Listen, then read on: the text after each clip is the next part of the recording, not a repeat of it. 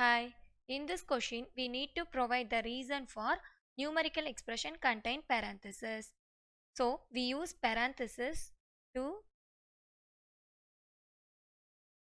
separate one part of an expression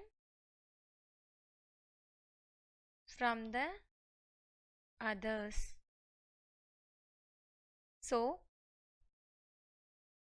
the expression 3 into 2 plus 4 is not same as 3 into 2 plus 4.